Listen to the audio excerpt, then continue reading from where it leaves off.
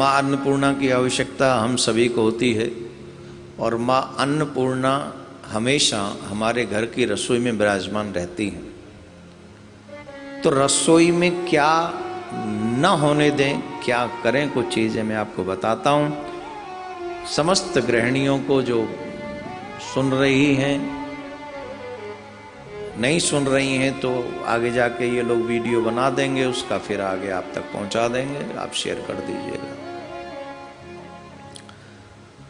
सबसे जो चाहते हैं कि हमारे घर में कभी भी गरीबी न रहे, अन्न की कमी न रहे, हमारे घर कभी भी कोई आने वाला भूखा न लौटे, ऐसे लोगों को कुछ उपाय अपने घर के लिए अवश्य करने चाहिए।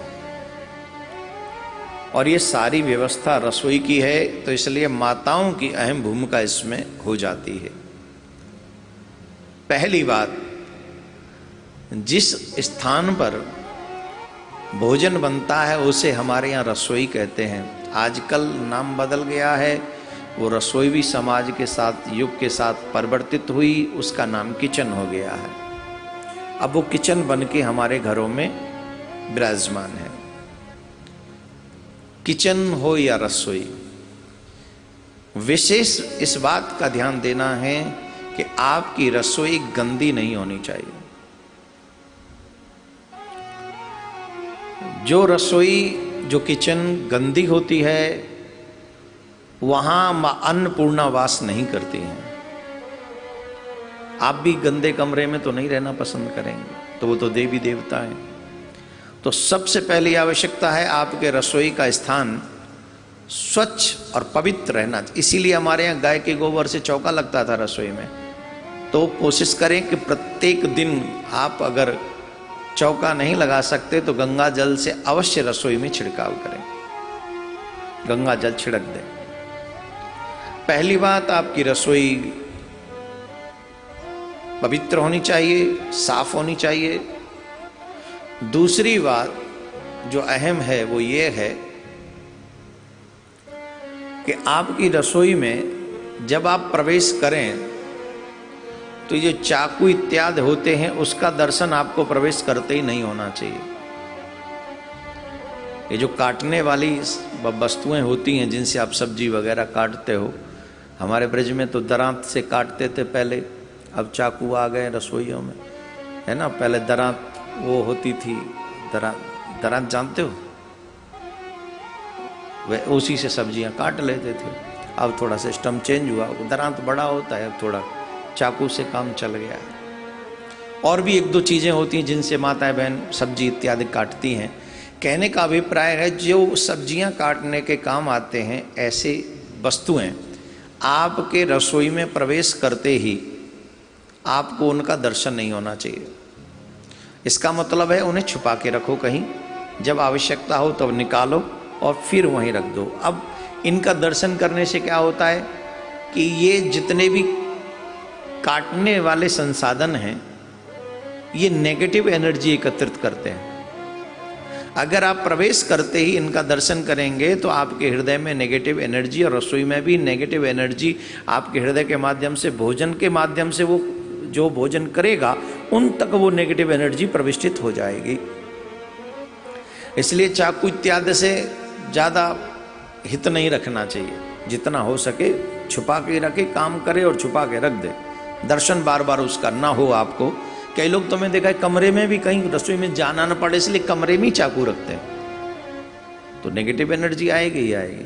तो प्रवेश करते ही आपको इनका दर्शन न हो, ऐसी व्यवस्था आपको करनी चाहिए। दूसरा, अपने घर का भोजन आपको कभी भी उघाड़ा नहीं रखना चाहिए, ढक के रखना चाहिए।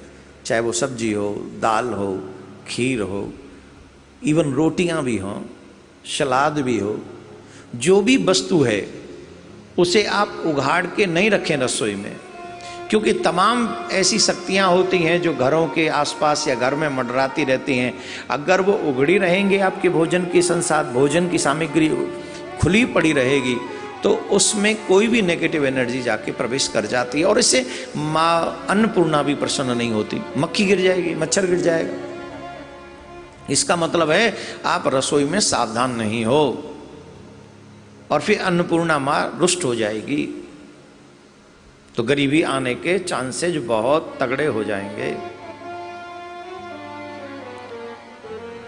इसलिए न तो दूध, न आटा, न दाल, न सब्जी, न सलाद, न कोई भी खाद्य भोजन के योग्य जो वस्तु आपने तैयार की है वो खुली हुई नहीं होनी चाहिए, वो ढकी हुई होनी चाहिए।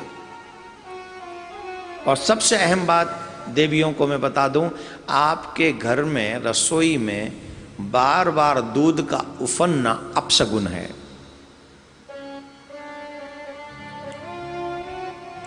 आपके घर में बार बार दूध नहीं उफनना चाहिए।